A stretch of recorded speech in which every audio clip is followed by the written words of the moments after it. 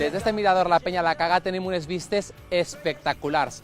Darrere mi, la Serra d'Espadà i a la seva esquerra, la Serra Calderona. En aquest reportatge coneixem i descobrim el paratge natural municipal de la Dehesa, on trobem l'única llaguna de muntanya de la Comunitat Valenciana. Obrim els ulls en aquest reportatge per conèixer una de les joies del nostre territori.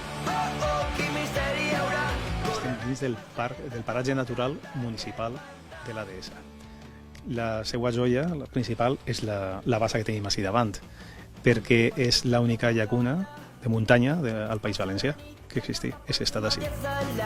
És un lloc ric en flora i en fauna, i tots aquests valors mediambientals són els que comportaren que es protegirà, ja fa uns anys, l'any 2002, que es protegirà.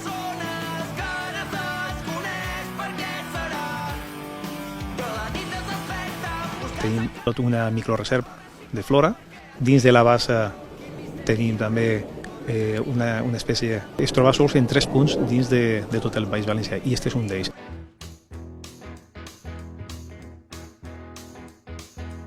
També és un lloc perfecte per a practicar el senderisme, no? És ideal, és idoni per a fer-ho. Sí, perquè és un lloc en el que tranquil·lament pots passar-te com a poc 3 hores, com a poc. Segur, si vols recórrer tot i conèixer tot bé, 3-4 hores segur. Així que és perfecte per a passar o bé un matí, una vesprada o tot el dia. És preciós.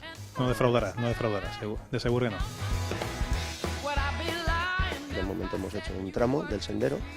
Se trata de un sendero circular, ¿vale? Que saldrá del inicio de donde está el parking para visitar el paraje, hacia el Corral de Sevilla y el Pino de Sevilla, que está catalogado como monumental, y seguirá haciendo un círculo hasta lo que es la rocha conocida como Las Muelas. Y de ahí pasaríamos a visitar el Arenal. El Arenal es una antigua laguna. Por la acumulación de la erosión de las piedras, pues se ha ido acumulando cada vez más arena, y eso ha devaluado que ya no se llene de agua.